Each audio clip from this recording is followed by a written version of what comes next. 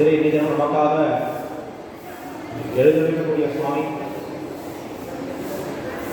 சிறுவே கோவில் கண்டாடி சந்தமாரதம் செல்வநாராயண சுவாமி திருக்கடிகை என்று சொல்லக்கூடிய சோழிங்கர் சோழசிவன் அந்த திவ்ய கஷேத்திரத்திலே அங்கே எழுந்திருக்கக்கூடிய தற்கான எம்பெருமான் நரசிம்ம எம்பெருமானுக்கும் அக்காரகன் எம்பெருமானுக்கும் அங்கே இடைவிடாமல் சுவாமி ஆச்சரியமான ஒரு கைங்கரியத்தை அங்கே அந்த எம்பெருமானுக்கு செய்து கொண்டு வருகிறார்.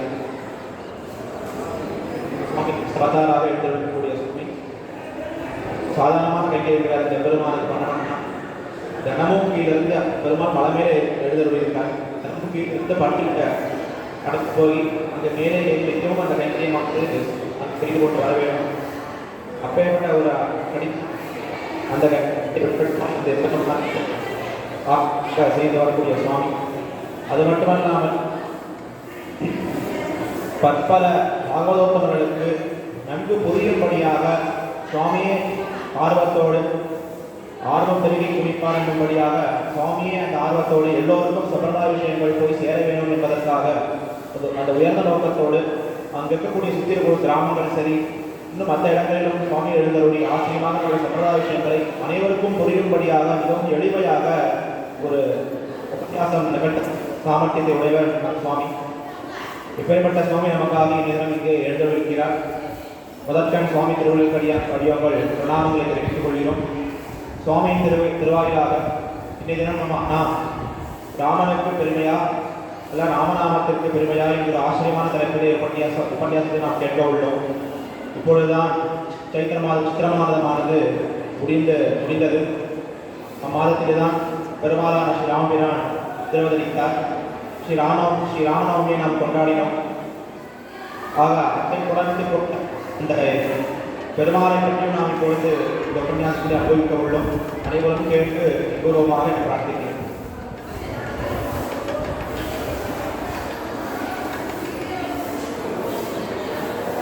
सप्त सप्तेषु लोकेषु नास्ति नास्ति चराचरे नास्ति नास्ति चमं क्षेत्रम् उत्तमं गडिहाचलम् नारसिंहसमो देवो न भूतो न भविष्यति. श्रीमते रामानुजाय नमः. श्री श्रीनिवास महात्मजे नमः. இன்றைய தினம் நமது சம்பிரதாயத்திற்கு என்ன ஏற்றம்? ஆச்சாரியன் அபிமானமே இந்த ஆத்மாவுக்கு உத்தாரணம். சிறிய திருவிழி தொடக்கமாக மகாச்சாரியர்கள் வைபவத்தில் நம்ம சம்பிரதாயத்துக்கு என்ன ஏற்றம், இந்த உலகத்துக்கு சாத்தியமானது என்ன, அப்ப சாத்தியமானது என்ன அப்படின்னு பார்க்கும் பொழுது ஸ்ரீமன் நாராயணனே பரதெய்வம் என்று ஞானம் பிறந்த பிறகு அவனை பற்றிய ஸ்ரீ சுக்திகளை கிரகிக்கிறோம். அது மட்டுமல்ல, பகவத் குணானுபவம் செய்து அதன் வாயிலாக பக்தி வெள்ளத்தில் மூழ்குகிறோம். அப்போ ஸ்ரீமன் நாராயணனுடைய வைபவத்தை அனுபவிக்கணும். அவர் தான் பரதெய்வம்ன்ற வைபவத்தை நமக்கு ஞானம் வந்தால்தானே அதை அறிய முடியும். ஆக அடுத்ததாக வியாக்கியான கிரந்தங்களை அதாவது படித்தோ அல்லது உபன்யாசங்களில் பங்கு கொண்டோம். நம்மளால படிக்க முடியல, ஆனால் உபன்யாசத்தின் வாயிலாக ஞானத்தை தரணும். அப்படியெல்லாம் நம்ம பெற்று பக்தி வளர்ந்தால் அதன் வாயிலாகத்தான் ஸ்ரீமன் நாராயணன் நம்ம அடைய முடியும். அப்போ பேசிக்க என்ன சொல்றா, ஞானம் வேண்டும். அப்போ உனக்கு ஞானம் வேணும்னா என்ன பண்ணணும்? இப்படி இந்த வைபவெல்லாம் நமக்கு வேண்டும்னாக்கா முதல்ல அவனை நம்ம ஸ்ரீமன் நாராயணனை சாட்சரிக்க அவருடைய சேர்க்கையை கொண்டு அந்த லட்சுமி கடாட்சத்தை அந்த வைபவத்தை நம்ம பெற முடியும். ஆனா இப்ப இருக்கிற உலகத்துல இப்படி எல்லாம் முயல்றது ரொம்ப கஷ்டமா இருக்கு. சரி, இப்படி நடக்கணும்னு என்னதான் சாத்தியம் அப்படின்னு பார்த்தோம்னாக்கா ஆச்சாரியின் மூலமாகத்தான் இதை நம்மளால அடைய முடியும். இப்போ பாஸ்டா போற உலகத்துல எனக்கு இது தெரியும் அது தெரியும் படிச்சு தெரிஞ்சிருந்தாலும் கூட உனக்கு பேசிக்கா ஞானம் வரணும்னா ஆச்சாரியன் திருவடி பற்றினாலுடைய அந்த ஞானமாகப்பட்டது நமக்கு வராது. அப்போ பக்தி யோகமோ அது மட்டும் இல்லாம அந்த பிரபத்தியோ இதெல்லாம் சேர்த்து அனுஷ்டானம் செய்து அதன் பிறகு பெற வேண்டும். இந்த பிரபத்தி செய்தவர்களும் பிரபன்னர்கள் அப்படின்னு சொல்லலாம். அது மட்டுமல்ல, இந்த சரீரம் முடிந்த பிறகு அந்த பிரதம ஆச்சாரியனான ஸ்ரீமன் நாராயணனை போய் நம்ம அடையணும். அதுக்கு யார் வழி? ஆச்சாரியன் தான். அப்போ நீ ஆச்சாரியன் கிட்ட போய் சமாஷனம் பண்ணிட்டு ஆச்சாரியன் திருவடியை பற்றி ஞானத்தை வளர்க்கணும். அதனால்தான் நம் மணவாள மாமுனிகள் ஞான அனுஷ்டான இவை நன்றாகவே உடையனான குருவை அடைந்தார். அப்போ உனக்கு ஞானம் யார் மூலமா வருது? ஆச்சாரியன் வாயிலாக வருது. அப்போ ஆச்சாரியன் வாயிலாக நமக்கு ஞானம் வந்துருக்குனாக்கா மற்றவெல்லாம் ஆட்டோமேட்டிக்கா நம்மளை தேடி வரும். ஆக இப்படி ஆச்சாரியன் திருவடி பற்றி கொண்டு அந்த ஞானத்தை பெற்றாச்சு. நீ எப்படிதான் காலத்தை போக்கணும்னா செல்ல பார்த்தோ இல்ல வேற ஒரு விஷயங்களை நாட்டம் கொண்டோ நீ காலத்தை போக்க கூடாது. திவ்ய தேசங்களுக்கு போனோமா பகவத் கைங்கரியம் பாகவத கைங்கரியம். இப்ப எல்லா திவ்ய தேசத்திலையும் பாகவதம் நிறைய கைங்கரியங்கள் பண்றான். புஷ்ப கைங்கரியம் என்ன, வாசத்திச்சு கோலம் போற கைங்கரியம் என்ன, பெருமாளுக்கு உபகான பலவிதமான கைங்கரியங்கள் எல்லாருமே செய்ய ஆரம்பிக்கிறார். இப்படி திவ்ய தேசங்களுக்கு போகணும், பகவத் கைங்கரியம் பாகவத கைங்கரியம் ரெண்டுத்தையுமே அனுபவிக்கணும். அது மட்டுமல்ல, உபன்யாசங்களை கேட்க வேண்டும். எனக்கு இது தெரியும், இதுதான் நான் அதில் பார்த்துக்கிறேன், அதுதான் நான் இதில் பார்த்துக்கிறேன்னா நம்ம சம்பிரதாயத்துக்கு அதெல்லாம் ஏற்றம் கிடையாது. எந்த ஒரு விஷயமே தத்துவ புருஷார்த்தங்களும் சரி, இது அஷ்டாத்திர மந்திரமும் சரி, துவயத்தையும் சரி, சர்ம ஸ்லோகத்தையும் சரி, ஆச்சாரியனுடைய திருநிதாமரத்தின் வாயிலாகத்தானே நம்ம பெறுகிறோம். ஆக இப்படி ஆச்சாரியனுடைய திருவிடையை பற்றி கொண்டு நம்ம சம்பிரதாயத்துக்கு என்ன சொல்லியிருக்கா, எதை நம்ம கடைபிடிக்கணும், அதுதான் சூடி கொடுத்த நாச்சியார் சொல்லியிருக்கா. எதையெல்லாம் பற்றணும், எதையெல்லாம் பற்றக்கூடாது. நீ விரதத்தை கடைபிடிக்கும் போது நெய்யணும், பாலணும், பல விஷயங்களா தாயார் அனுபவிச்சிருக்கா. ஆக நீ ஆச்சாரியன் திருவடி பற்றி கொண்டு இந்த வைஷ்ணவ சம்பிரதாயத்துக்கு என்ன ஏற்றமோ அதை தான் அனுபவிக்கிறேன். சரி, என்னடா இது சுவாமி இன்னைக்கு ராமனுக்கு பெருமையா ராமத்திற்கு பெருமையான இந்த சொல்லிட்டு இருக்காருன்னா இதுதான் பேசி. அப்போ உனக்கு ஞானம் வரணும்னா ஆச்சாரியன் பற்றணும். அப்போ அனுமானுக்கு ஆச்சாரியனாக சக்கரவர்த்தி திருமகன் இருந்திருக்க. இன்னைக்கு இந்த சன்னதி வாசல் இருந்து நான் விதத்தில் அனுபவிக்கணும்னா 8 ஆஞ்சநேயர் இந்த ரங்கநாத சன்னதி சுத்தி இருக்கார். அப்போ அவருக்கு தான் நம்ம முக்கியத்துவம் கொடுக்கணும். அந்த ஆஞ்சநேயரை பிடிச்சிட்டோம்னாக்கா ஆட்டோமேட்டிக்கா ராமன் நம்ம கிட்ட ஓடி வரப்போற இல்லையா? வேத வேத்யே ஹரே துளசி ஜாதே தசரதாத்மஜே வேதா பிரசேத சாஷி சாக்ஷாத் ராமாயணாத்மனஹா. என்னடா ஸ்ரீமன் நாராயணன் ஸ்ரீராமனாக அவதரித்த போது வேதம் ஸ்ரீமத் ராமாயணமாக அவதரித்தது. இந்த ஸ்லோகத்தினுடைய விளக்கம் இதுதான். வேதமே தன்னுள் சொல்லப்பட்ட கருத்துக்களை விரித்துரைக்கவே ராமாயணமாக தோன்றியது. ஆக இந்த ராமாயணத்துடைய வைபவத்தை தொடக்கத்திலே இதுதான் சொல்லியிருக்காங்க. சரி, இப்படி எல்லாம் இருக்கும்போது வியாச பகவானுடைய வாக்கு ஒவ்வொரு யுகத்திலையும் என்னென்ன பண்ணாக்கா நம்மளுக்கு ஏற்றம். கலியுகத்துல நாம சங்கீர்த்தனத்துக்கு தான் ஏற்றம். அதுதான் இங்க சொல்ல போறோம். சிவயுகத்துல பகவத்னுடைய தியானத்தை செய்யலாம். பகவத் தியானம் செய்து அந்த பயனை அடையலாம். அதுக்கப்புறம் திரேதா யுகத்துல யாகங்களை செய்து அந்த பயனை எல்லாம் அடையலாம் அப்படின்னு சொல்றான். துவாபர யுகத்துல பகவானை அர்ச்சித்தாலே அந்த பயனை பெறலாம் அப்படின்னு சாதிச்சிருக்கார்.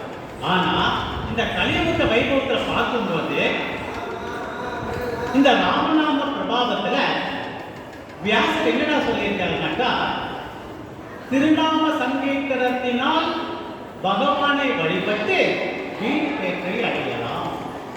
அப்போ பெருமாள் நம்மளுக்கு ஒவ்வொரு யுகத்திலும் ரொம்ப சிம்பிளிசிட்டியா பண்ணிருக்காங்க. அந்த யுகத்துல அப்படி பண்ணிருக்கா, இந்த யுகத்துல இப்படி இருக்கா, கலியுகத்துல நீ நாம சங்கீர்த்தனம். அதுதான் ராமனுக்கு பெருமையா, ராமநாமத்திற்கு பெருமையா. கடைசியாக ஒரு கதையின் வாயிலாக நாம் இதனை அனுபவிக்கிறோம்.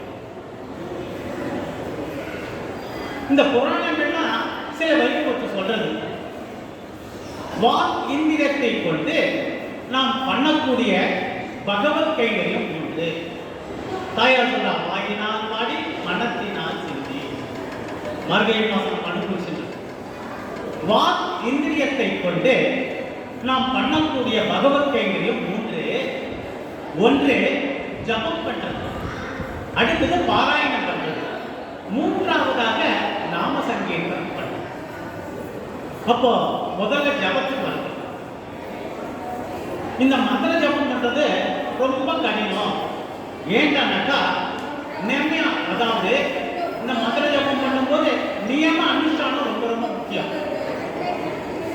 மந்திர தேவதை எப்பொழுதும் நினைச்சிட்டே இருக்கும், தியானம் பண்ணிட்டே இருக்கணும். ஆத்துல சந்தியானம் பண்றதும் உட்கார்ந்து காயத்ரியை ஜபிச்சுட்டே இருக்கும். அப்படி ஜபிக்கும் நிறைய இன்டராக்ஷன் வரும். உடனே அவா பேசுறதுக்கு காதுல விடும், இந்த பக்கம் இது எடுத்து வைக்கிறதானே வைக்கல, நம்ம கான்சென்ட்ரேஷன் வந்து செதறும். அப்போ ஜபம் பண்றதுன்றது உன்னுடைய மனதை ஒருநிலைப்படுத்தணும். அந்த ஜபத்துக்குரிய தேவதைய மனசுல வந்து நிறுத்திக்கணும். இப்படி எல்லாம் இருக்குது. எப்பவுமே தியானம் பண்ணிட்டே இருக்கணும். அப்போ இந்த ஜபம் பண்ணுறது கொஞ்சம் கஷ்டமா இருக்கு. அடுத்ததாக பார்க்கும்போது இந்த பாராயணம் பண்றது அப்படின்னு சொல்றோம். இந்த பாராயணம் பண்றதுனாக்கா வேதத்தை அத்தியனம் பண்றது. இந்த வேதத்தை அத்தியானம் பண்றது இப்ப இருந்தது, வரப்போற காலத்துல ரொம்ப கஷ்டமா இருக்கும். அது என்னடானாக்கா சண்டை சொல்லிக்கணும், திரும்ப சொல்லிக்கணும். ஒரு 35 வருஷத்துக்கு முன்னால பிரபந்தத்தை சண்டை சொல்லிக்கிறதுக்கு வாத்தியார் சுவாமி இருக்கிற இடத்துக்கோ ஆச்சாரிய புத்தகம் இருக்கிற இடத்துல தேடிட்டு போய் சண்டை சொல்லுவோம். சண்டை சொல்றதோட இல்லை, திரும்ப சொல்லணும், மனப்பாடம். அப்படி நீ சந்தையை சொல்லிட்டு திரும்பியும் சொன்னாதான் அது ஞாபகத்தில் இருக்கும். அதோட விடக்கூடாது, நித்தியப்படி கைகெடுத்து வரணும். வேதத்தையும் சரி பிரபந்தத்தையும் சரி சேவிக்க தான் மனசுல நிற்குமா. அப்போ இந்த பாராயணம் பண்ணுன்றது எப்பேற்பட்ட விஷயம். ஜபத்தை காக்க இது ரொம்ப கடினமா இருக்கும் போது. அதுதான் எப்படி சொல்லணும், ஸ்வரம் மாறாமல் ஸ்ருதி குறையாம இருக்கும் இந்த பாராயணம்.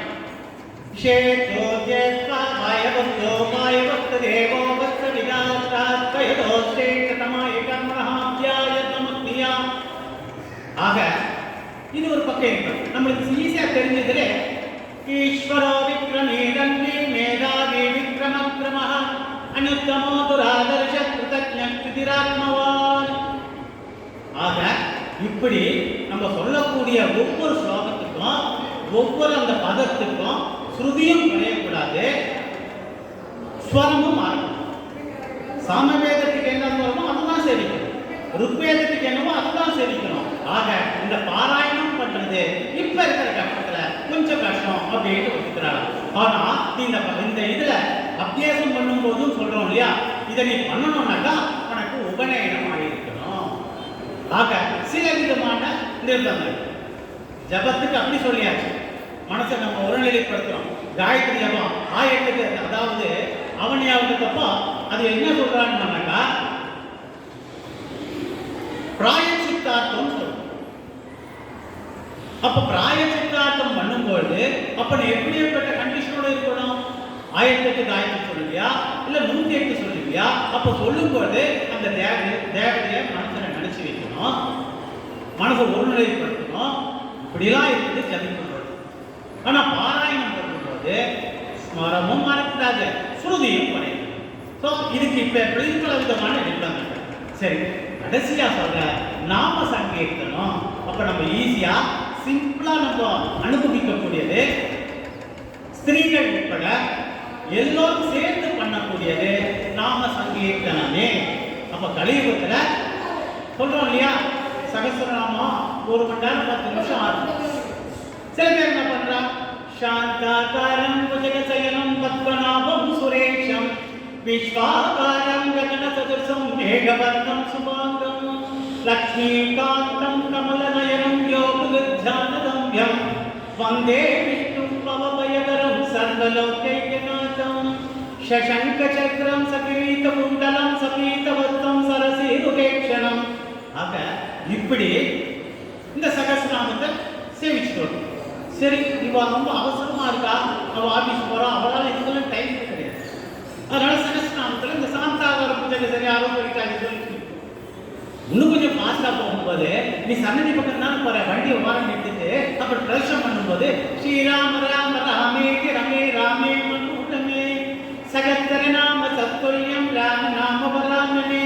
இப்படி அதாவது நீ பெருமாளுக்கு சொல்லக்கூடிய எல்லா வைபவங்களையும் எல்லா ஸ்லோகங்களையும் எல்லா ஸ்தோத்திரங்களையும் சுருக்கணும். ஆனா பெருமாளும் பறக்கப்படுவதை எப்படி கொடுப்பார் யோசிக்கணும் இல்லையா? ஆனா இந்த கலியுகத்துல பெருமாள் பட்டவர் நமக்காக இந்த வியாச பகவானுடைய வைபவத்துல நீ ஜபம் பண்ணணும், பாராயணம் பண்ணணும். சரி, இதெல்லாம் கஷ்டமா இருக்கு, ஆனா நாம சங்கீர்த்தனம் பண்ணாலே கலியுகத்துல உனக்கு ஈஸியா போகக்கூடிய ஒரு வழி அப்படின்னு சாதிக்க. மற்ற யுகங்கள்ல தபஸும் சரி யாகங்கள் முதலியவற்றால் பெறக்கூடிய பலனை கலியுகத்துல நாம சங்கீர்த்தனத்தினாலேயே பெறலாம் அப்படின்ற ஒரு வைபவத்துல இவடுத்து சொல்றான். இதுலயே நம்ம அனுபவிக்கும் பொழுது இந்த லக்ஷ்மி சகஸ்ரம் அப்படின்ற இந்த கிரந்தத்துல திருநாமத்தை ஜபிப்பவர்களுக்கு ஞான வளர்ச்சி உண்டாகும். இப்போ பெருமாளை பத்தி பாடணும்ன்ற, அர்ச்சிக்கணும்னு சொல்றா, வாயினால் பாடின்னு சொல்றா. கேசவா, நாராயணா, மாதவா, மதுசூதனா, திரிவிக்ரமா, வாமனா, ஸ்ரீதரா, ரிஷிகேஷா, பத்மநாபா, தாமோதரா, பெருமாளுடைய திருநாமங்கள். இந்த பக்கம் விராட்டினுடைய பெரிய விராட்டி தொடக்கமாக இருக்கக்கூடிய லக்ஷ்மணுடைய திருநாமங்கள். இதெல்லாம் நம்ம தொடர்ந்து சேவிக்க சேவிக்க இந்த நாக்காகப்பட்டது சுத்தமாகத்தோடு மட்டுமில்லை, ஞானமாகப்பட்டது விருத்தியாகும். இது லக்ஷ்மி சகஸ்ரத்தை சொல்லக்கூடிய அற்புதமான விஷயம். ரெண்டாவது, கர்மயோகம், பக்தி யோகம் இதெல்லாம் பண்ண முடியாது. சந்தியாவந்தனத்தையே அவசர அவசரமா பண்ணி போற காலமும் உண்டு, சந்தியாவந்தனத்தை பண்ணாலும். ஆனா சந்தியாவந்தனம் பண்ணலன்னா நீ பெருமாளுக்கு கைங்கரியம் பண்றதுக்கு you are not a fit person. நான் பெருமாளுக்கு இருக்க, நான் பெருமாளுக்கு கைங்கரியம் பண்றேன், அதனால சந்தியா அதெல்லாம் கிடையாது. கர்மா நீ பண்ணி தான் ஆகும். போன யுகத்துல கோபுர யுகத்துல ஆயுர்வாடியில் இருக்கிறவாளுக்கெல்லாம் வலது கை இடது கை தெரியாது. தலை சொல்லிட்டே இருப்பான். கண்ணன் வருவான் பக்கத்துல, இவா இருக்கிற சட்டியிலேருந்து சாப்பிடுவான். கண்ணனும் எடுத்து சாப்பிடுவான். அங்க பெருமாள் இருக்க, அதனால அவன் அனுஷ்டானத்தை கடைபிடிக்க வேண்டிய அவசியம் இல்லை. ஆனா நம்மளுக்கே கலியுகத்துல நீ அனுஷ்டானத்தை நித்திய கர்ம அனுஷ்டானத்துல பண்ணியே ஆகும். என்ன சொல்றா, 5 மணிக்கு பண்ண வேண்டிய 6 மணிக்கு பண்ணிதான் ஆகும். உன்னுடைய அனுஷ்டானத்திலிருந்து ஞானம் அனுஷ்டானங்களை நன்றாகவே உடையனான குருவை எடுத்தான் மனவாள மந்திரிகள் உபதேசத்தை கூட அற்புதமாக எடுத்து சொல்லிட்டு.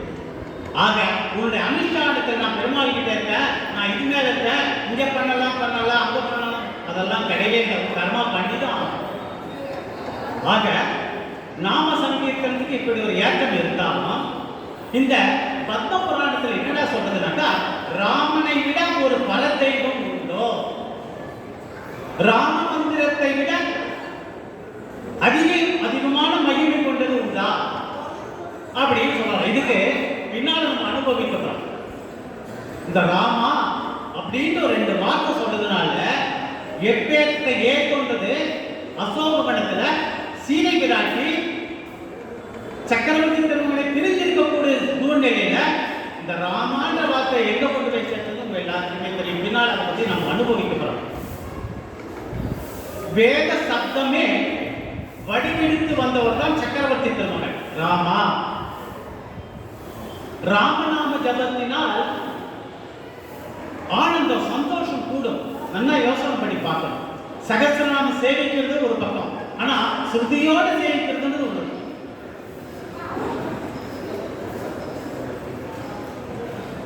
இப்படி ராமநாம ஜபத்தால் ஆனந்தம் கூடும். இது ஔஷதம். எல்லா மருந்துக்கும் ஔஷதம்னாலே மருந்து. இதுக்கெல்லாம் மேலானதாக இருக்கக்கூடியது ராமநாமத்து சப்தத்துடைய மகிமை. அமுதமாக விளங்கக்கூடியது. இதெல்லாம் பத்ம புராணத்துல சொல்லியிருக்கு. அப்போ சக்கரவர்த்தி பெருமாளுடைய திருநாமத்தை சொன்னோம்னாக்கா அதுதான் சொல்றார், ராமனை காட்டிலும் ராமநாமத்திற்கு ஏற்றம். இதுக்கு பின்னால் ஒரு கதையோடு அனுபவிக்கப்படும். ரொம்ப மகிமை வாய்ந்தது அப்படின்னு சொல்ற. கேனோபாயேன லகுனா விஷ்ணோர் நாம சகஸ்ரம் பத்யதே பண்டிதே நித்யம் ஸ்ரோதி வித்யாம் யஹம் பிரபோ. ஈஸ்வர உவாச ஸ்ரீராம ராம ராமேதி ரமே ராமே மனோரமே சகஸ்ர நாம தத்துல்யம் ராம நாம வதாமி. ராமனின் திருநாமத்தை திரும்ப திரும்ப சொன்னோம்னாக்கா சகஸ்ரநாமத்துல பெருமாளுடைய திருநாமம் 1000 நாமங்களை சொல்வதற்கு சமம். அதனால்தான் ஸ்ரீராம ராம ராமேதி ரமே ராமே மனோரமே. அப்போ நீ சகஸ்ரநாமத்தை செய்யறதுக்கு நிகரானது. ஆக இதுதான் ஈஸ்வர உவாச்சா அப்படின்னு தொடங்கிட்டு இந்த ராமனுடைய திருநாமத்தை இப்படிலாம் அற்புதமாக எடுத்து சொல்லலாம். விஷ்ணுவின் 1000 நாமங்களுக்கு இந்த ராமா ஸ்ரீராம ராமா அதுக்கு சமம் அப்படின்னா ரொம்ப எவ்வளவு பெருமாள் நம்மளுக்கு சௌலபியமா எவ்வளவு இறங்கி வந்தது இல்லையா? வேதம் இருக்குது. வேதத்திலேயே பல வைபவங்கள் எடுத்து சொல்றான். இப்ப வேதத்தை அத்தனையுமே நம்மளுக்கு அர்ஜுனனுக்கு கிருஷ்ணன் கீதோபதேசம் பண்ணும் பொழுது 7 ஸ்லோகமும் சம்ஸ்கிருத ஸ்லோகம். அர்ஜுனனுக்கு எந்த அளவுக்கு புரிஞ்சதுன்னே தெரியாது. இப்ப நம்மளுக்கெல்லாம் எதிர்வாளுக்கு பார்த்தோம்னா கணக்கெடுத்து பார்த்தோம்னாக்கா 50 பேர் 40 பேருக்கு கூட தெரியாது. ஆனா சூடி கொடுத்த நாச்சியா சிற்றஞ்சிறுகாலே வந்துன்னை சேவித்து காத்தால மார்கழி மாசம் முதல்ல ரெக்கார்டு போட்ட உடனே அடுத்த வரி நான் காத்தேன். ஆனா அர்ஜுனனுக்கு உபதேசம் பண்ண விஷயத்தை சக்கரதேவ பிரபன்னாய் சாமி அவரை பார்த்து இல்ல, ஆனா அவ்வளவு சிம்பிளிசிட்டியா நம்ம கொண்டு வந்து சேர்க்கிறா. அதனாலதான் ராமனை காட்டிலும் ராமநாமத்திற்கு ஏற்றம். சகஸ்ரநாமத்தில் 1000 நாமங்கள் சொல்லி இருந்தாலும் நீ ஸ்ரீ ராம ராம ராமே ரமே ராமே மனோரமே சொல்லிட்டேனா அந்த 1000 நாமத்திற்கு ராமுடைய நாமம் சமமானது அப்படின்னு சொல்றான். மேற்கொண்டு இந்த சுந்தரகாண்டத்துல வால்மீகி மகரிஷி குணாபிராமம் ராமம் நம்மளுக்கு ஈஸியா புரிஞ்சுக்கிறதுக்கு நிறைய வியாக்கியானங்களுக்கு சிம்பிளா எடுத்து கொடுத்துருக்கான். ஆனா எதையெல்லாம் பற்றணுமோ அதை பற்ற மாட்டேன்றோம், எதையெல்லாம் பற்றக்கூடாதோ அதை ஓடி ஓடி போய் பற்ற. அதுதான் திருக்கச்சனங்கள் தாம் அருளி செய்த தேவராஜ அஷ்டகத்துல 3வது ஸ்லோகத்துல வேதம் எதை சொல்றதோ அதை கடைபிடிக்காம இருக்க, வேதம் எதை செய்யக்கூடாதுன்னு சொல்றதோ அது ஆர்வமா இருந்து கடைபிடிக்கிற இப்பேற்பட்ட மகா ஆவியாக இருக்கக்கூடிய என்ன தான் நிந்தி தாசாரகரன் அந்த ஸ்லோகத்தில். ஆக அன்னைக்கே நம்பிக்கை இப்படி சாதிச்சுட்டு இந்த இடத்துல குணாபிராமம் ராமம் குணங்களினால் அழகியவன் சக்கரவர்த்தி திருமகன். சாதாரண அழகல்ல, அழகிய சிங்கன் இருக்கிற அவதாரத்திலே அழகிய சிங்கனுக்கு ஏற்றம் தான். நல்ல நெஞ்சை நாம் தொழுதும் நம்முடைய பெருமான் அள்ளி மாதர் கொள்கிறீங்க ஒரு ருசுமனுக்கு. ஆனா கடலாக கிடக்கும் குணங்களினால் அழகியவன் ஸ்ரீராமன். அத வால்மீகி மகரிஷி சுந்தரகாண்டத்தில் அற்புதமாக எடுத்து சொல்றார். குணாபிராமம் ராமம். ஆக ராமருக்கு எப்பேற்பட்ட ஏற்றம், நீ ராமா அப்படின்னு ஒரு வாட்டி சொல்ல, அதுதான் பெருமாள். நீ ஒரு அடி என்ன பெருமாள் நமக்காக 10 அடி ஆகுல. இதோ அருகில் இருக்கிற திருப்பாண்டாழ்வா இல்லையா, ஆபாத சூட மனிதயானாம் எப்பேற்பட்ட 10 மாசம் என் அரங்கனைக்கு நினைவு இல்லையா. ஆக நீ எந்த அளவுக்கு பெருமாள் கிட்ட நெருக்க முறையோ சோதனைகள் வரத்தான் செய்யும், அதையும் நம்ம சமாளிக்கலாம். சக்கரவர்த்தி திருமலைக்கு வராத சோதனையா, சீதை பிராட்டிக்கு வராத சோதனை. அவ சொல்றா, நான் இதெல்லாம் கிடையாது, நான் லட்சுமணன் கிட்டப்பட்ட அபச்சாரத்தினால் தான் எனக்கு இப்ப ஏற்பட்ட பிராட்டியே சொல்றா. அப்ப நம்மளுக்கெல்லாம் ஒண்ணுமே இல்லை. இப்படி பல வைபவத்தில் பார்க்கும்பொழுது இந்த நாம சங்கீதத்துக்கு உதாரணத்துக்கு ஒரு இடத்துல இங்க எடுத்து காட்டுறேன். அனுமார் வந்து தன்னம்பிக்கையோட இலங்கையின் சீதையை எல்லா இடம் தேடி பார்க்கிறார். அப்ப அவர் ஒருபோது ராம தூதனாக வருகிறார். சுத்தவட்டர் எல்லாத்தையும் பார்க்கிறார், சீதையை பார்க்க முடியல. நமோஹஸ்த ராமாய சலக்ஷ்மணாய தேவை சத்மை ஜனகாத்மஜாயை என்று ராமன் முதலான தேவர்களை சரணமடைந்த பின் அனுமான் இந்த சோத்திரத்தை சொன்ன பிறகு சீதையை அனுமான். ஆனா நம்ம சம்பிரதாயத்துல புருஷாகாரம் பிராட்டை வைத்துத்தான் தெரியும். அதுக்கு இந்த இடத்துல ஸ்லோகத்தையும் நம்ம எடுத்துக்கணும். ராம தூதனாக வர எல்லா இடத்திலும் தேடி பார்க்கிற சீதை இருக்கிற இடத்தை அவரால் கண்டுபிடிக்க முடியல. ஆனா அந்த ராம நாமத்தை சொன்ன உடனே, பெருமாளுடைய திருவடியை பற்றின உடனே சீதை இருக்கிற இடம். இன்னொரு விஷயம், பிராட்டியை வைத்துத்தான் பெருமாள் சொன்னான். அப்போ அவ்விடத்தை சீதை புருஷாகாரம் பண்ணிட்டான் தாயார். அப்பயே அனுமாருக்கு ஜெயம் நிச்சயமாயிடுச்சு. ராமரை பார்க்கணும், சீதையை கொண்டு போய் சேர்க்கணும் ஒரு பக்கம் இருந்தாலும் இளைஞர்கள் எல்லாரும் தேடி பார்க்கிறார். ராமரை பார்க்க சீதையை பார்க்கவே முடியல.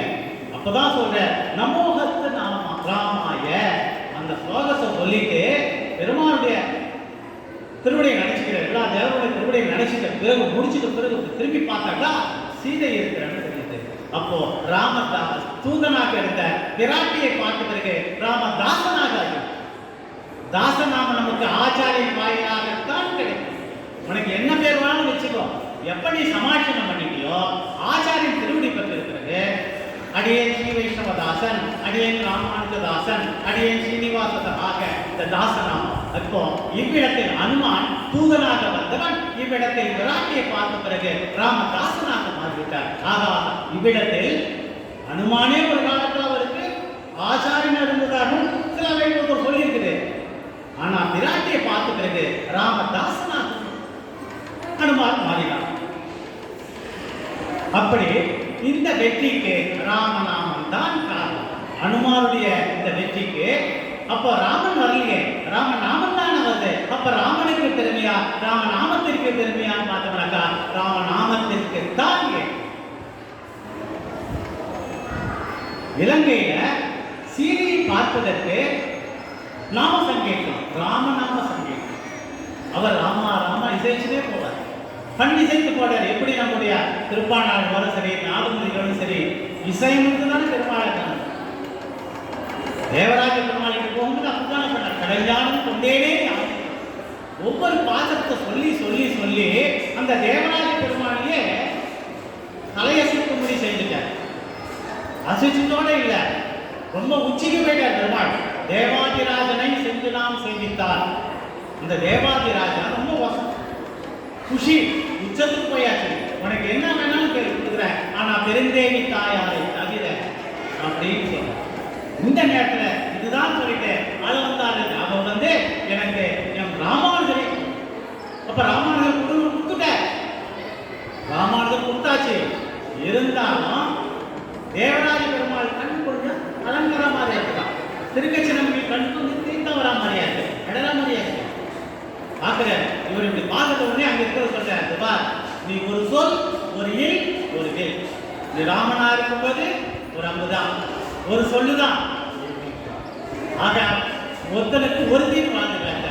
உன் சொல்லு ஒன்று வந்ததும் அதான் வேத வாக்கு. உன் அம்பு வெளியில போச்சுன்னா முடிக்காம திரும்பி வராது. அப்படிலாம் இருந்தவ இவங்க ரெட்ட நாக்கு கிடையாது, மாத்திக்காத. தேவராஜனுடைய அந்த வைபவத்துல பார்த்து சொல்றாரு பெருமாள் மலையாச்சு நாசம். அப்ப நினைக்கிறேன் நானு பெருந்தேவி தாயார தவறேன்னு சொன்ன, நம்ம ராமானுஜரை தவறேன்னு சேர்த்து சொல்லாம போயிட்டு தேவாதிராஜனை நினைச்சார். ஆக இவ்விடத்தில் ஏன் நம்ம அனுபவிக்கணும், அப்பேற்பட்ட ராமன், அந்த ராமனுடைய வைபவத்தை அந்த இடத்துல காற்றா எடுத்துட்டார். ராமன் எங்க வைத்தார், அவர் இவன் வேற. ஆனா தேவாதிராஜனுக்கு போய் கொடுப்போம் அந்த இடத்துல சொல்லக்கூடிய வைபவத்தில் ராம நாமத்திற்கு ஏற்றம் என்பதை இவ்விடத்தில் அறிவுறுத்துகிறார்.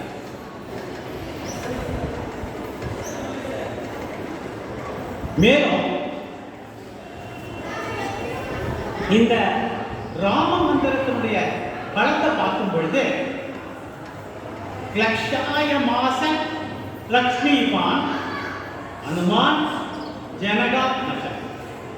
ஆக ஒவ்வொரு விஷயத்திலையும் பார்க்கும்போது எப்படி திருப்பாவையில் அந்த 30 பாசமே ஒவ்வொரு எழுத்தும் 4000 திவ்ய பிரபந்தத்துக்கு திருப்பாவை வந்து இதில் இருக்கக்கூடிய 30 பாசமே 4000க்கு ஒட்டுமொத்த 4000க்குமே இதில் அடக்கணும்.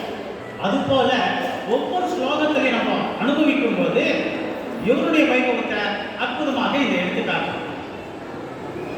சரி, இப்படிலாம் ஒரு வைபவம் நடக்கும்போது நமக்கு ஏதாவது காரியம் சக்சஸ் ஆகல, காரியமே கை போடல அப்படின்ற போது ஹனுமான் அப்பப்போ நினைச்சுட்டாராம். என்ன நினைக்கிறார், தனக்கு வெற்றி வரலையோ சந்தோஷம் வரலையோ நினைக்க மாட்டாராம். ராமனுடைய நாமத்தை சொல்லினாலே நமக்கு ஜெயம் வருது. அப்போ அவ சொல்லக்கூடிய கூட்டு தாம் கிருஷ்ணா ஹனுமான் தத்த நம சத்ரேஜ ராகவம். இந்த ஸ்லோகத்தை சொல்லிட்டாலே நீ என்ன காரியம் நினைக்கிறியோ, ஏன்னா ஹனுமானுக்கே நடந்துட்டு, அதனால நம்ம சொன்னாங்க கண்டிப்பாக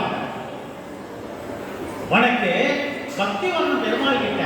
அப்ப பக்தி வரணும்னா ஞானம் வேணும். இப்ப ஞானம் வேணும் ஆச்சாரிய திரும்பி அப்படிலாம் பண்ணிட்டு பக்தி அப்படியே முடிச்சுனாக்கா அது எப்படிதான் இருக்கணும், பிரகலாதனுக்கு இருக்கக்கூடிய பக்தி யாத்திரை.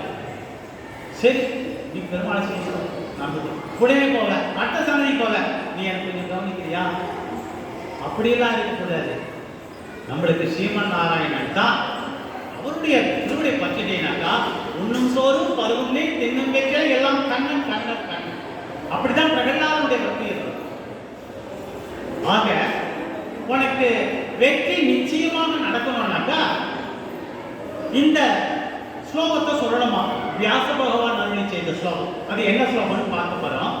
அது மட்டுமல்ல, உனக்கு விரோதிகள் விளங்கணும். இதெல்லாம் ராமாயணம் சொல்லக்கூடிய வைபவத்தில் எடுக்கக்கூடிய விஷயங்கள். துஷ்டர்களுக்கு நம்மளை பார்த்தோன்னே பயம் உண்டாகும், விரோதிகள் விலகணும். அது மட்டுமல்ல, இந்த வியாசர் இயற்றிய இந்த ஸ்லோகத்துல இந்த ஸ்லோகத்தை நீ நாம சங்கீர்த்தனம் பண்ணாலே நீ என்ன நினைக்கிறீங்க அது நடக்கும் அப்படின்னு சொல்றாங்க. அது மட்டுமல்ல, இந்த நாட்டிற்க எல்லாருக்குமே தெரியும், சுவைக்கு மட்டும் இல்லை, அடுத்த வாழ அதுக்கு தான். அப்போ இது சுத்தம் அடையும். தெரிஞ்சோ தெரியாம இஷ்டத்துக்கு ஏதோ சொல்லிடும், அப்புறமா ஃபீல் பண்ணி என்ன பிரயோஜனம். அதனால தான் நாக்கு அடக்கணும்னு சொல்றது. ஆனா நம்மள அறியாம சில வார்த்தைகள் வெளியில வருது. அப்ப இந்த நாக்கு சுத்தமானமே வாய் குடிச்சுட்டா போயிடுமா, இல்ல பிரஷர் ரெண்டு வாட்டி தேய்ச்சா போயிடுமா? கண்டிப்பாக போகாது. அதுக்கு இந்த நாம சங்கீர்த்தனத்தை நம்ம சேவிச்சாலே அது ஏற்றமாக இருக்கும் அப்படின்னு சொல்றான். ஒவ்வொன்றுக்கும் ஒவ்வொரு ஸ்லோகம் இருக்கு, கண்டிப்பாக உண்டு. ராமாயணத்தை முழுவதுமாக நாம் அனுபவித்தோம்னாக்கா உனக்கு எப்பேற்பட்ட கஷ்டம் இருக்கோ அத்தனையும் கிடைக்கும். இந்த நாக்கு சுத்தமானோம், விரோதிகள் தொலையணும், அப்ப ஞானம் வெளிப்படணும் அப்படின்ற பட்சத்துல ராமாய ராமபத்ராய ராமச்சந்திராய வேதசே ரகுநாதாய நாதாய சீதாய பதயே நமஹ. நம்ம சம்பிரதாயத்தில் மாதா பிதா குரு தெய்வம் இது அப்படியே இங்க வருது. ராமாய ராமபத்ராய ராமச்சந்திராய வேதசே. மாதா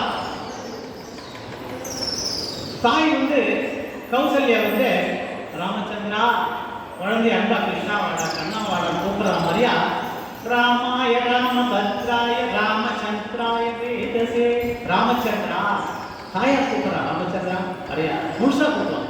பாசம் அன்பு காதல் தாயார். அப்போ மாதா அடுத்தது பிதாக்கு வரணுமே. ராமாய ராமபத்ராய ராமா தவப்பனார் ஃபுல் பேர் கொடுத்த ராமா ராமச்சந்திரான்னு அன்போடு தாயார் கூப்பிடுறா. ராமா அப்படின்ட்டு பரிவோடு தகப்பனார் கூப்பிடுறார். அப்போ மாதா பிதா குரு எப்படி கூப்பிடுவார்? ராமாய ராமபத்ராய ராமபத்ரா அப்புறம் ஃபுல் நேம் கூப்பிட்டு வாத்தியார். அது போல வசிஷ்டர் ராமபத்ரான்னு கூப்பிடுவார். சரி, மாதா பிதா குரு. அடுத்ததாக தெய்வத்துக்கிட்ட வரணும். ரகுநாதாய நாதாய சீதாய பதயே நமஹ. இந்த ஸ்லோகத்தை திரும்ப திரும்ப நம்ம சொன்னோம்னாக்கா நம்ம நாக்காகப்பட்டது இந்த ஸ்லோகத்தினால் பற்றி பார்ப்போம். மேற்கொண்டு விஷயம் நடக்கும்போது யோசனை பண்ணி பார்த்து. ஆக இந்த மற்ற தேவர்களும் சீதையும் நாதா அப்படித்தான் கூப்பிடுறாங்க. தாயார் பிராட்டி பெருமாளை நாதா. அதனால்தான் ரகுநாதாய நாதாய சீதாய பதயே நமஹ. ஆக தாயார் பிராட்டி நாதா அப்படின்னு கூப்பிடுவாங்க.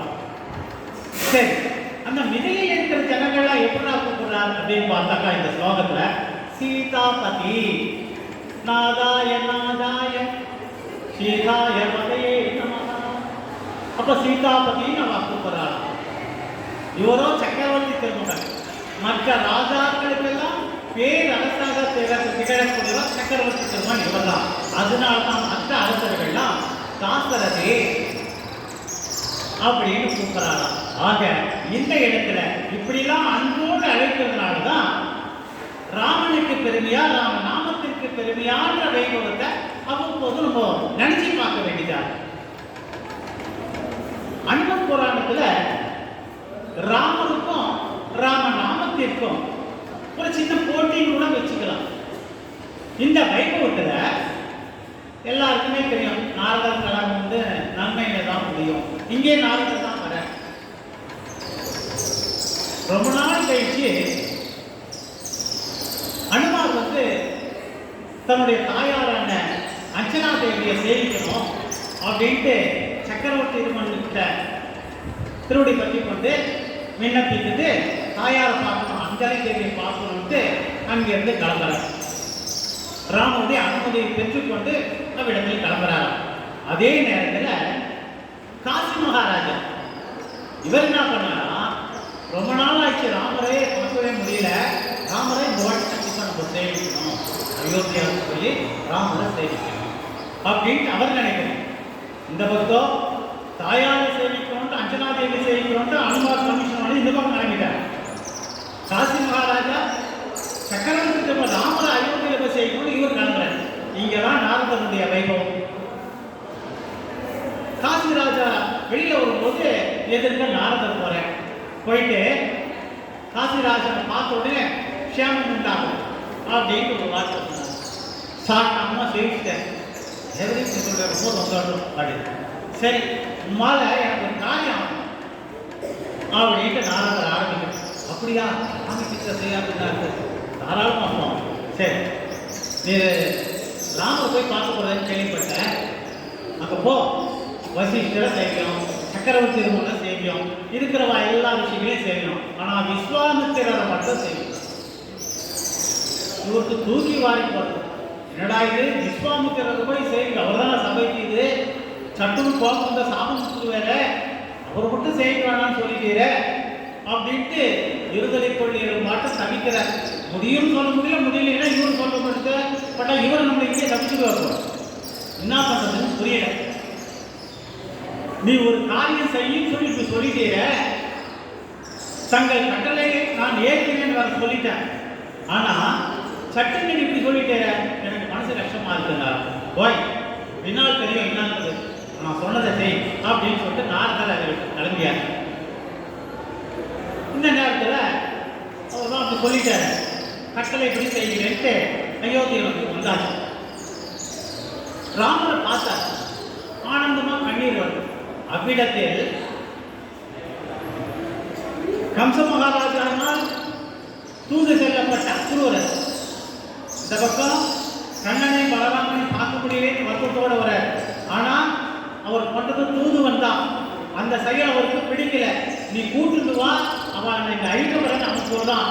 இருந்தாலும் அரசரை கட்டலை, நீ தூதுவனாக பிற நான் சொல்றதை செய்துதான் நிர்பந்தம்.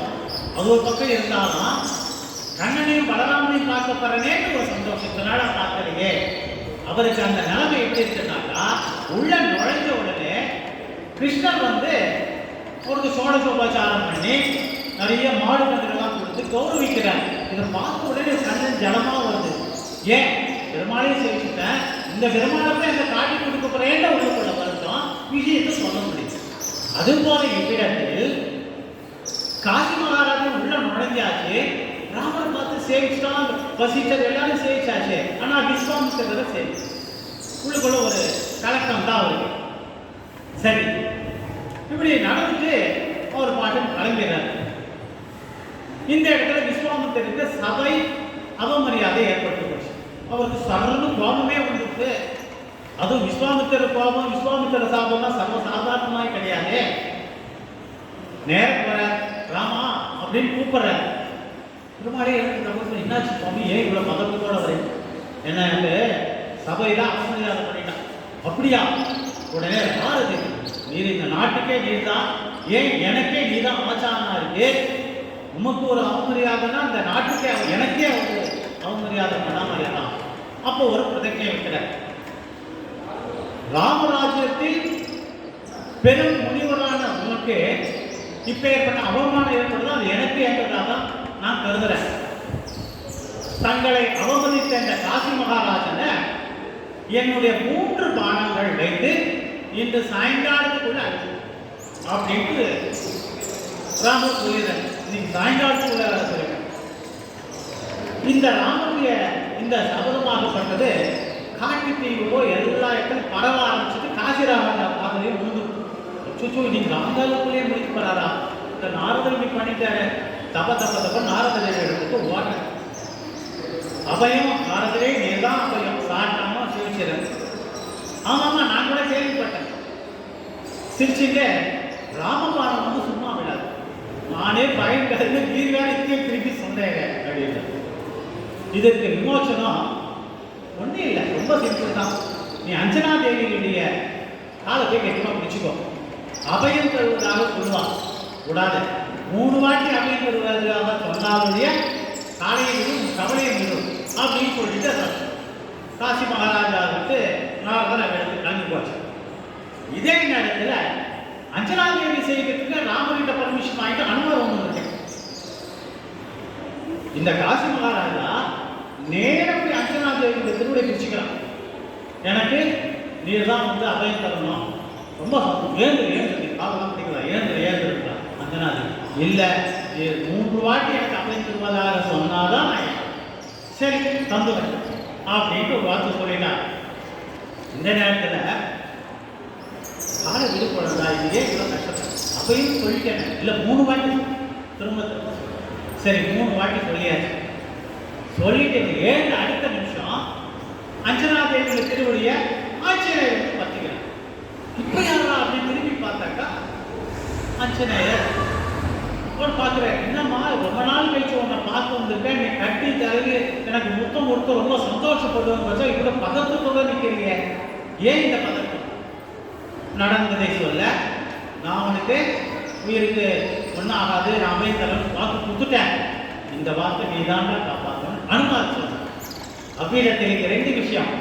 தந்தை சொல் மிக்க மந்திரம் இல்லைன்னு சக்கரவர்த்தி திருமகன், தாய் சிறந்த கோயிலுக்கு இல்லை என்று ஆஞ்சநேயர் இவரத்தில் அஞ்சனா தேவி சொன்ன உடனே, நான் வாக்கு கொடுத்துட்டேன், இந்த வாக்கு நீ தான் நம்ம ஒரு நாள் பேச்சு உன்னை வந்து பார்க்குறேன், நீ இப்படி சொல்லிட்டிய, சரி நீ சொல்லிட்டல, நான் எப்படியாவது நான் அவர் உயிரை காப்பான் அப்படின்னு சொல்லிட்டு, சரியம்மா அதுவும் நீ சாயங்காலத்துக்குள்ள நடக்கணும்னு சொல்ற, அதுவும் ஒன்றும் இல்லை 2 3 பானம் வேற சொல்லிட்ட, ஒரு பானத்துக்கே யாரும் இருக்க முடியாது, 3 பானமா, சரி பரவாயில்ல விடு. அனுமான் பதக்கத்தோட சொல்லிட்டு, நீ இது வரைக்கும் என்ன எதுவும் கேட்டதில்லை, நீ கேட்டுட்ட, ஆகினால நானும் அவன் உயிருக்கு உத்தரவாதம் கொடுத்தேன்னு நேரம் கிளம்புற, அதுவும் இன்னைக்கு சாயங்காலத்துக்குள்ள வேற சொல்லிட்டியே, கவலைப்படாது, நான் எப்படியாவது இது பண்ண அப்படின்னு கிளம்பியாச்சான். நேர போற அந்த காசி மகாராஜனை பார்த்துட்டு நேர சரையு நதிக்கு போவோம், கழுத்தோட இழக்க வச்சுப்போம், ராமா ராமா ராமான்னு சொல்லிட்டே. இந்த நியூஸ் ஆகப்பட்டது எப்பவுமே எனக்கு தெரிஞ்ச விஷயம் தானே, எதிராக பக்கத்தில் வந்து நம்ம சந்தோஷமா இருக்கு. அந்த திருவிட ஏதாவது நடந்தா எல்லாரும் எதிர்த்து பார்ப்பா, அவன் பார்க்குறீங்களா தெரியாது, இவன் பார்க்குறா, அது போல மொத்த ஜனங்களும் சரையு நதி கரைக்கு வந்தாச்சு. எல்லாரும் என்ன நடக்குதுன்னு வேடிக்கை. காசி மகாராஜன் தீர்த்தத்தில் இறங்கியாச்சு, சரையுட கழுத்து வரைக்கும் முக்கியாச்சு, ராமா ராமான்னு சொல்லிட்டே இருக்கான். அடுத்த நிமிஷம் எங்க போறாரா அனுமார், ராமனுடைய திருவிடை போய் பற்றிக்கிறார். பற்றிட்டு எனக்கு ஒரு வரம் வேணும், ஒரு வரம் கொடுக்கணும். அப்ப ராமர் ஆச்சரியப்படுறாராம், இத்தனை வாட்டி நான் கொடுக்குறேன்னா நீ வேணான்ற, வைகுண்டத்துக்கு வாங்கினாலும் வரமாட்டேன்னு சொல்லி இங்கே தான் இருப்பேன்ற, இப்போ உங்க வாய்ப்பு நீ வரம் வேணும்னு கேட்குறீங்க, கண்டிப்பா மாத்திரேன், என்ன வேணாலும் கொடுக்குறேன்னு பெருமாள் சொல்லுறேன். சக்கரவர்த்தி சொல்றேன், இப்போ சொல்றேன், நான் இதுல இருந்து விலக மாட்டேன், கண்டிப்பாக நான் கொடுக்குறேன். நீ எப்பவுமே வரம் கேட்ப, நான் கொடுக்குறேன்னு சொன்னாங்க, நீ வேணாம் மறுக்கிறது வழக்கம், ஆனா இந்த வாட்டி நீயே கேட்கிற, கண்டிப்பாக நான் உனக்கு இந்த வரத்தை நான் கொடுக்குறேன், நீ என்ன கேட்குறியோ அந்த வரத்தை நான் கொடுக்குறேன்னு சொல்லிடுறேன். சுவாமி, தங்கள் நாமம் மகிமையானது, இப்பதான் வரத்தை கேட்க ஆரம்பிக்கப்படுற, அதை சொல்லும் எந்த பக்தனுக்கும் எப்படிப்பட்ட தீங்கும் வராமல் நான் காக்க வேண்டும் அப்படின்னு சொல்லியாச்சு. அதில் எப்போதும் வெற்றி பெற தேவன் தான் எனக்கு அனுப்பணும். இப்ப கேட்டாச்சு, எப்படி தேவராஜ பெருமானிடத்தில் கடஞானம் கொண்டேனே யாரையும் சொன்ன உடனே எம்பெருமானார் இங்க ஸ்ரீரங்கத்துக்கு அபிஷேகம், ராமர் தான் பட்ட, நீ என்ன வேணாலும் கேள்வி கொடுக்குற, அவர் கேட்கிற, உன் நாமத்தை சொல்றவனை நான் காப்பாற்றணும், நாமத்தை யார் கழித்தாலும் நான் காப்பாற்றணும்னு சொல்லியிருக்கேன். உடனே என்ன பண்ற, தந்தோம் தந்தோன்னு 3 வாட்டி அவர் சொல்லியாச்சு. இனிமே உனக்கு தோல்வி வராதுன்னு வேற பெருமாளை சொல்லிட்டேன். இவர் தான் வாயு புத்திரன் ஆச்சு. சொன்ன அடுத்த க்ஷணம் சொல்லுவோம்ல, மின்னல் அதே மாதிரி நேரம் பறந்து போய் சரையு நதி கரைக்கு போயிட்டு காசி ராமராஜனை பார்த்து நித்தாத ராமா ராமா சொல்லிட்டே இருந்தார். அப்படி அவர் தப்பிச்சுட்டே இருக்கும்போது ராமர் சாயங்காலத்துக்கு முடிக்கிறேன்னு சொன்ன ஞாபகம் வந்து முதல் பானத்தை காசி மகாராஜன் மேலே ஞாபகம். முதல் பானம் விட்டார். அந்த பானம் வந்துட்டு கிட்ட வந்து பார்க்கும்போது ராமநாமத்தை சொல்றான், பக்கத்துல அனுமார் இருக்கா, வேகமா ஒரு கொஞ்சம் சுண்டுக்கு ராமர்கிட்ட ஓடிப்பான். ராமர் கேள்வி கேட்கிறார், ஏன் வந்துட்ட? சுவாமி, தேவன் நாமத்தை சொல்ற, அது மட்டுமல்ல அனுமார் பக்கத்துல இருக்க, நான் அவரை பார்க்கவே இல்லை, பயந்து வந்துட்டேன். முதல் பானம் வந்தாச்சு. அடுத்ததாக 2வது பானத்தை பூச்சிட்டு ராமர் அவர் ஒரு வாட்டி பிரஜெக்ட் பண்ணார், லக்ஷ்மணா உன்னை விட்டால் முட்டுடுவேன், சீதை உன்னை விட்டால் முட்டுடுவேன், ஆனா என் பக்தனுக்கு ஒரு கஷ்டம்னாக்கா கண்டிப்பாக ராமர் அப்ப சொன்ன அந்த பிரதட்சணைய இங்கே சொல்லிட்டார். யாருக்கு? விஸ்வாமித்திரன் சொல்லி நீ சாயங்காலத்துக்குள்ள 3 பானத்தை வச்சு முடிச்சுடுறேன், அவனுக்கும் சத்தியம் பண்ணி கொடுத்துட்டார். அவசுமா அப்பப்போ கொடுத்துருவார், எப்படி வித்துட்டாலும் பண்ணிக்கிறார் பெருமாளாச்சு. அவர் என்ன, அவரை யார், நீ யார், ஏன், எதற்கு, அந்த கேள்வியை நம்ம கேட்கிறதோ தகுதியோ அனுமதியோ கிடையாது. பெருமாள் எல்லாத்துக்கும் மேலான. ஆக 2வது பானத்தை விட்டார். ராமர் சிறந்துட்டு அடுத்த பானம் விட்ட பிறகு அப்ப அனுமார் சொல்ற, இப்ப என்ன பண்ணு, சீதாராம் சீதாராம் சீதாராம் சொல்லுங்க அப்படின்னா, இந்த நேரத்தில் சீதாராம் சீதாராம் சொல்லிட்டு ஜபிச்சுட்டே இருக்கார். எப்பவுமே நமக்கு தெரியும் பிராட்டியை வைத்துத்தான் பெருமாள். ஆக இந்த ரெண்டாவது வேகமா வந்து சீதாராம் சீதாராம் உறக்க சேவிச்சுட்டே இருக்காராம். அப்போ தாயார் பேர் சொல்றாளே இந்த பாடம் என்ன பண்ணுது, கிட்டையே போல காலில் வாங்கின உடனே வேகமா விட்டார. எந்த அளவுக்கு விட்டாரோ அதை காட்ட 2 மடங்கு வேகத்தோட பெருமாள் கிட்ட போய் சேர்ந்து விட்டோம். இப்ப ஏன் வந்தேன் கேட்டாராம். சுவாமி பிராட்டியுடைய திருநாமத்தை சொல்லிட்டு தங்களுடைய திருநாமத்தை சேர்த்து சொல்றாரு, என்னால ஒன்றும் பண்ண முடியாது தோற்று. ஆக அன்னையின் பெயரையும் தங்களின் திருநாமத்தையும் உச்சரிப்பதனால அவளை சாட்டாம சேவிச்சுட்டு வந்துட்டா, மற்றபடி என்னால ஒன்றும் பண்ண முடியும் அப்படின்னு கடைசியில சரி ராமரே நேரில் வர வேண்டிய சூழ்நிலை வந்து 3வது வானத்துக்கு கிட்டக்கு வந்து விட்டுட்டு வரணும். இந்த நேரத்தில் அனுமான் ராமர் கிட்ட வந்து காசி மகாராஜன் கிட்ட வந்துட்டு அந்த ராஜாவை பார்த்து ராமருக்கு ஜெயம், சீதைக்கு ஜெயம், ராமபக்த அனுமானுக்கு ஜெயம் இப்படி சொல்லுது. ஆக இப்படி ஜெயத்தையும் 3 பேர் சேர்த்து சொல்லும் பொழுது காசிராஜன் உறக்க சொல்ல ஆரம்பிச்சுட்டார். காத்தாலேன்னு சொல்லிட்டு இருக்கேன், ஜெய் ராம், ஜெய் சீதாராம், ஜெய் அனுமந்தராம். ஆக இப்படி நாம சங்கீர்த்தனை பண்ணிட்டு குரல் ரொம்ப உள்ள போயிடுச்சு. காத்தாலேருந்து இருக்காரு என்ன சாயங்காலத்தில் குரல் ரொம்ப பையன்னு உள்ள போயிடுச்சு. அனுமான் என்ன பண்ணார், தன்னுடைய சக்தி அவர் நாட்டில் கொண்டு வச்சார். புத்துணர்ச்சி வந்து வேகமா ஜபிக்க ஆரம்பிச்சிட்டார். நீண்ட நேரம் ஜபித்ததனால் குரம் தொய்ந்து போச்சு. ஆனா அனுமான் சக்தி கொடுத்ததுனால திரும்பவும் 4 மடங்கு சக்தி வந்து ஜெய் சீதாராம், ஜெய் அனுமந்தராம், ஜெய் ஜெய் ராம் அப்படின்னு தொடர்ந்து செய்திட்டே இருக்காராம். காசிராஜனுடைய குரல் இப்படி கணீர்னு வரவே கரையில் இருக்கிறவளுமே பயந்து போயிட்டாங்க. பயந்ததோடு இல்லை, இந்த நேரத்தில் வசிஷ்டர் அங்கிருந்து வந்து பார்த்துட்டு அவருக்கு கவலை. வசிஷ்டருக்கு என்னடா கவலைன்னா, ஒரு பக்கம் ராமர், மற்ற பக்கம் அருமார், 2 பேருக்கு சண்டை வந்துடும் போல் இருக்கு. அந்த கவலை தான் அந்த வசிஷ்டர்.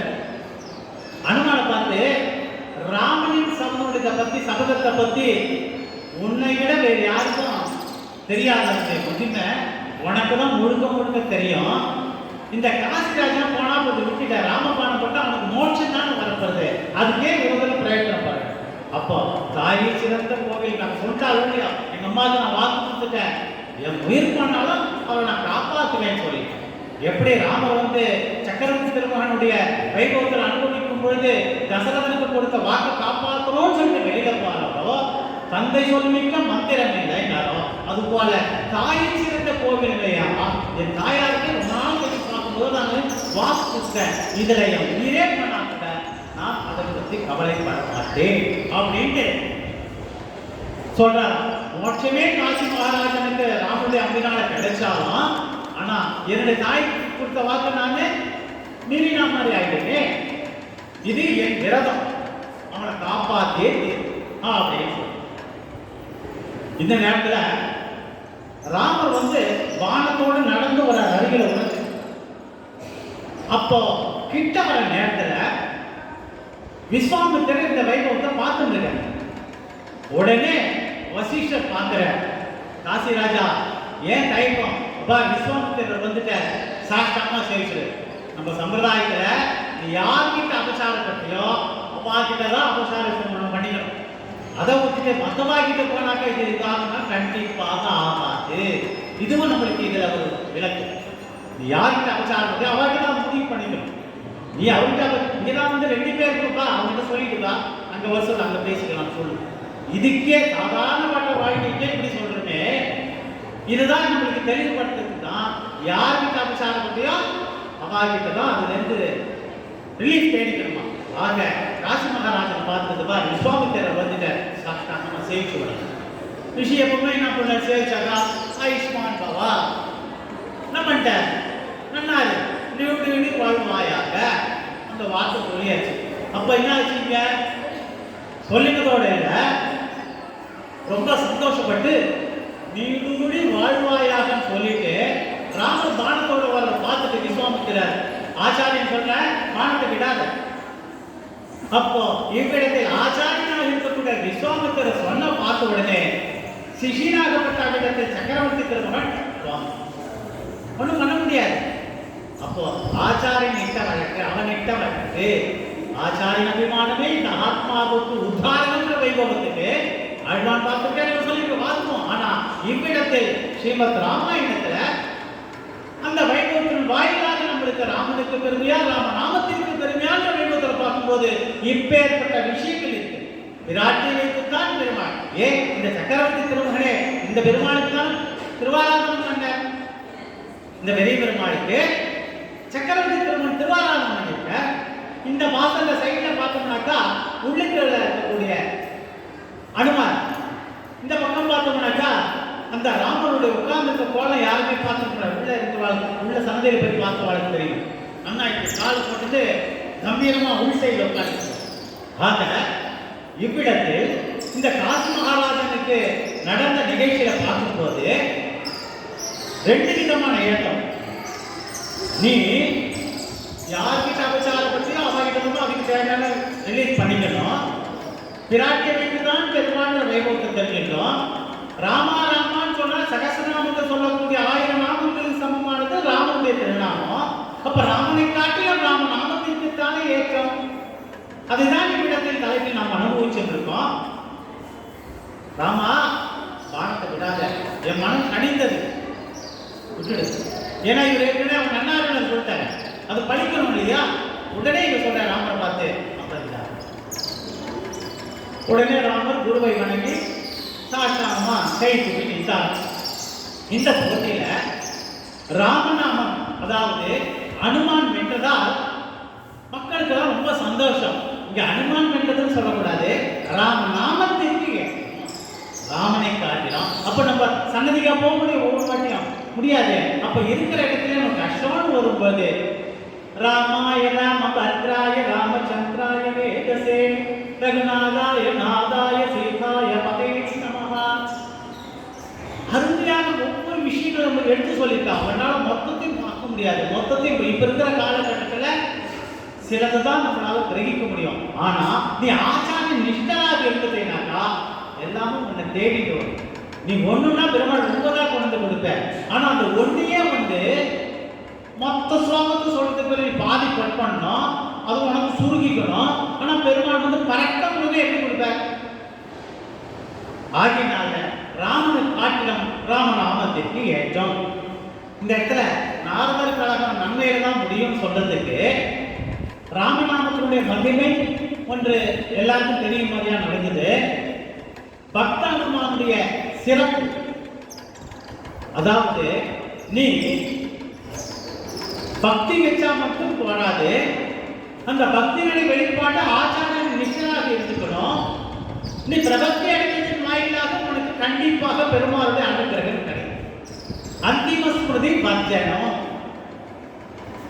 திருக்கச்சரமிகளுடைய 6 வார்த்தைகள்ல ஜீவாத்மாவே பரமாத்மாவே அதமே கணக்கத்வா, நான் தான் முழு முதல் கடவுள் பெருமாள் அந்த சாதிக்கும் போது என்னை சரணாகதி அடைய உனக்கு மோட்சம், அடுத்த பிறவி கிடையாது. அந்திம ஸ்மிருதி வர்ஜனம், கடைசி காலத்துல நீ என்னை பத்தி நினைக்கவே வேண்டாம். நீ நினைக்கலாம இருக்கிற கூட நேரத்துல நீ இருக்கிற இடத்தை தேடி கொண்டு மோட்சத்தை கொடுப்பேன். ஆக நமக்கு மோட்சம் கிடைக்கணும், ஆச்சாரிய திருவடி பார்க்கணும். இவ்விடத்தில் அனுமான் சக்கரவர்த்தி திருமானுடைய திருவடியை பற்றிதன் வாயிலாகத்தான் காசித மகாராஜாவுக்கே ஏற்றம். பரவாயில்ல, பானம் பட்டா கூட போயிடும். வசிஷ்டர் சொல்ற அவனுக்கு மோட்சம் தானே கிடைக்க போறது. ஆனா இந்த வைபவத்தின் வாயிலாக ராமநாமத்திற்கு ஏற்றம் என்ற வைபவத்தை சுட்டி காட்டுவதற்காகத்தான் இந்த புராணத்தின் ஹனுமத் புராணத்தின் வாயிலாக சில விசேஷார்த்தங்களை நமக்கு இவ்விடத்தில் சமர்ப்பணம் பண்ணலாம். அம்மாவுக்கு வாக்கு கொடுத்துட்டோம், அப்பாவுக்கு வாக்கு கொடுத்தோம், ரெண்டுத்துமே காப்பாற்றி தான் ஆகணும். ராமர் அப்படி தகப்பனாருக்கு காப்பாற்றினார். அஞ்சலி தேவிக்கு கொடுத்த வாக்கை இவ்விடத்தில் அனுமான் காப்பாற்றி கொடுத்தார். தாய் சிறந்த கோவில் இல்லைன்றதுக்கு இவ்விடத்தில் விளக்கம். அது மட்டுமல்ல, ஒரு ஆச்சாரிய மகிமை இவ்விடத்தில் வெளிப்பட்டது.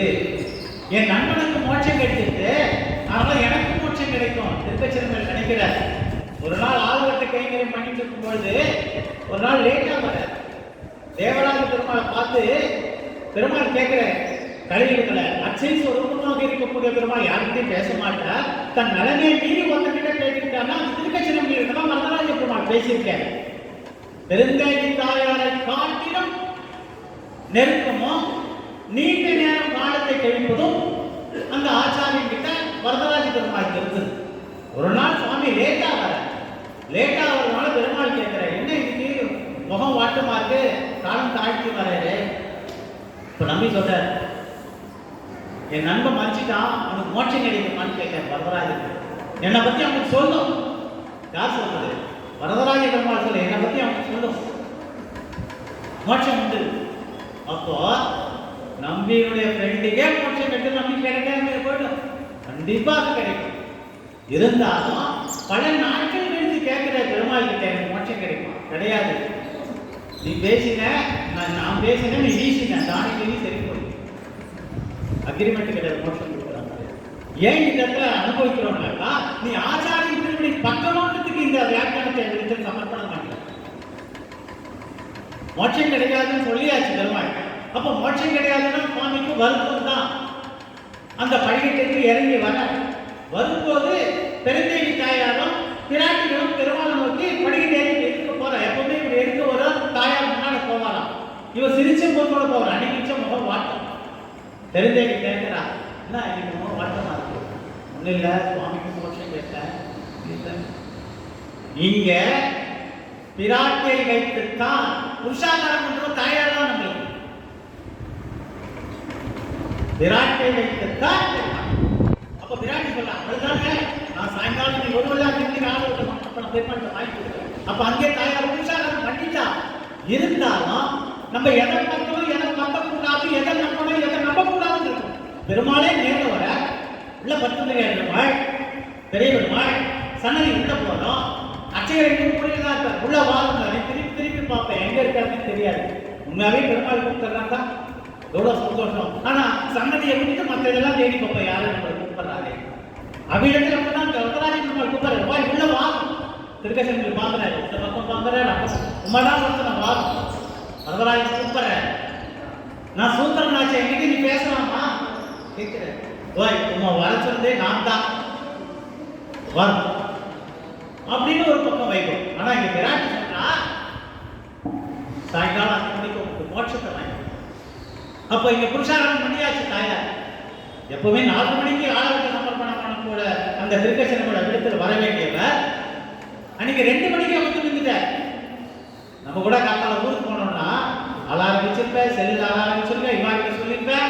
ஆனா நின்று விட மாட்டாங்க. அதெல்லாம் 1 மணிக்கு ஏற்று ஒரு வாட்டி பார்ப்போம், 2:30 மணிக்கு ஒரு வாட்டி ஏற்று பார்ப்போம் வருமா. சாதாரண வாழ்க்கைக்கே இப்படி இருக்கும்போது நம்பிக்கை எப்படி வரும்? பிரசாதத்தை கண்ணில் போட்டு தமப்பன் ஓடி வர 2:30 மணிக்கே அவர் மூஞ்சலுக்கு நிற்கிட்டு இருக்கார். ஆளவர்கள் வெறும் மூஞ்சலுக்கே சமர்ப்பணம் பண்றார்.